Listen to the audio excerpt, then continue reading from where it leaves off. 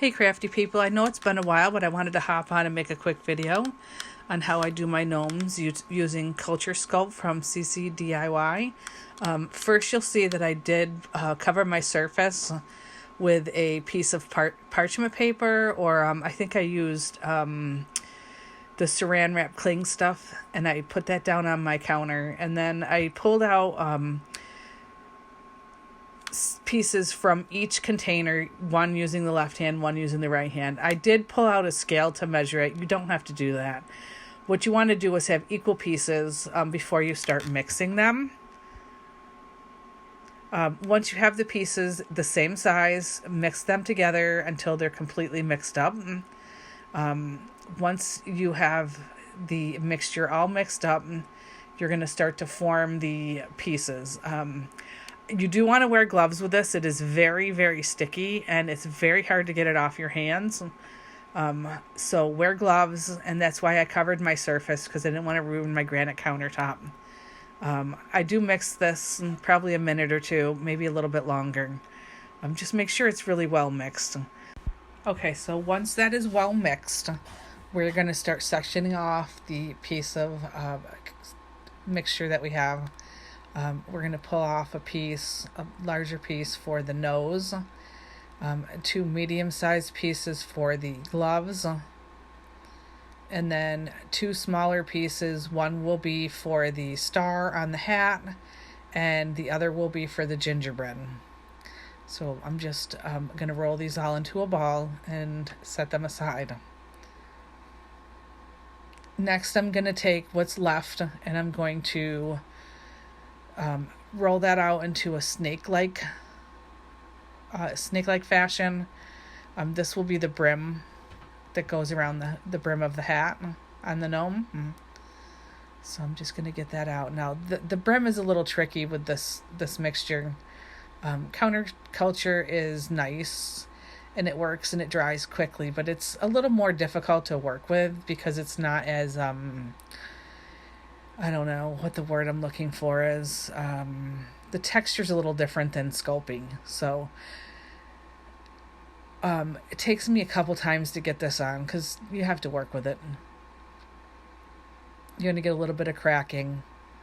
That can be all fixed with a little bit of alcohol. So first I put the nose on, and then I failed at the first attempt of the brim, so I'm going to try again. So I'm going to roll that out again. So the thing about Culture Sculpt is that you have only so much working time. I did learn this the hard way. It does cure. I'm not exactly sure what the working time is, but once it starts to harden, that's it.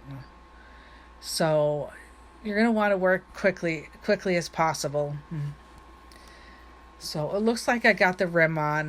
My second attempt, I actually rolled it out, as you saw, and I made it into like a loop and then put it over the nose. Next up, I'm taking one of the smaller pieces and I'm going to flatten it out. And then I'm going to use a dull X-Acto knife so I don't cut through the plastic surface covering my granite countertop. I don't want to ruin it. So just going to shape it out a little bit, using the top and the bottom of the X-Acto knife to get it into a gingerbread shape. So I didn't find that the X-Acto knife was exactly what I needed to get the shape that I was looking for with the gingerbread. So I'm just going to step away for a second and find my sculpting tools. And then I'm going to come back in and use some of the sculpting tools that I have on hand.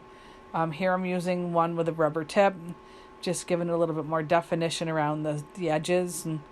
And then I am going to pull that up with my plastic knife. I'm going to place that onto the tumbler. I'm going to smooth it out, go in again, and refine the edges. You can use whatever you need to use to get the shape. Once you start sculpting, you'll find you'll accumulate a lot of different tools. And whatever works for you. I mean, there's no wrong or right or wrong. So now I'm taking 2 of the pieces and I'm going to flatten them out. And then I'm going to use the tools that I dug out. And we're going to shape them into little mitts. And so I don't always do the same thing on my gnome. Sometimes I do 3 fingers. Sometimes I do 4. This time I'm going to do 3. Looking at this, it kind of looks like a little dinosaur foot, but it's going to be one of the mittens. So I'm going to refine the edges on it, and then I'm going to go and I'm going to do the other one so that it's very similar to the first one.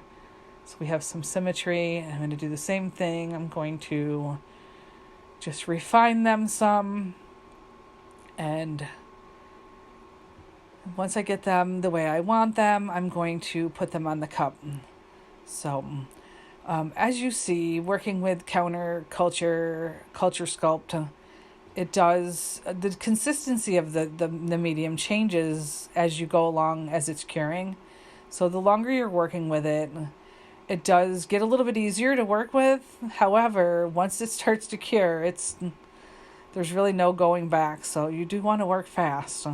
So I'm just going in and refining those edges some, making them all smooth and trying to make them texture free. So just going to do that. So I'm going to spend some time to continue to refine them edges with the tools, and I'm going to smooth them out. Takes a little bit of time, and then I go and I grab some a little medicine cup full of 91% alcohol. That's what I prefer to use. Some other people might use other things, but I do like to use the 91% alcohol. So I'm just going to dip my finger into the alcohol, and I'm going to smooth out any of the imperfections. There may be some cracking or some bumps or cracks that you need to work up. So I'm just going to go through the entire cup, the entire sculpture on the cup, and I am going to smooth it where it's needing smoothing, rounding out the edges, rounding out the nose, removing finger marks, glove marks, whatever you want to call them. And I'm going to do this until I am happy with the results. So as you can see, I do spend a considerable amount of time making sure that everything that I've made and placed on this cup is the way I want it to be. So I do go over it until I'm happy with the results. I'm making sure that everything is stuck and placed where I want it to be and smoothed out.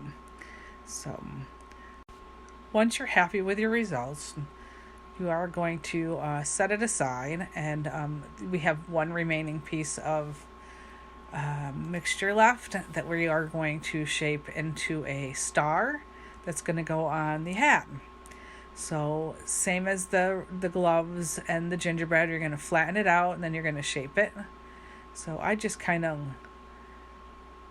of wing it. Obviously I didn't like it the way it was the first time, so I'm doing it again, flattening it out, and now I'm just going to shape it with my fingers and not cut it out. And once I have it into that shape of the star, it's going to be the same process. Again, there's no right or wrong. If you don't want a star, you can do something else, or you can leave it empty. But I thought the star would be a cute little add-on for this Christmas gnome. So I'm just manipulating it into a star shape. And once I am happy with the shape and the flatness, whatnot, I'm going to pull it up with that knife, flatten it out some more, and then I'm going to put it under the cup. I'm going to flatten it out some more. And once you're satisfied with the smoothness and shape, you can let it cure. I usually let mine cure overnight, and then once it's cured, it's hard and ready for paint. I don't have a video of the painting part of it, but I will try to paint the one that I have ready and make a video of that too. But anyway, thanks for watching.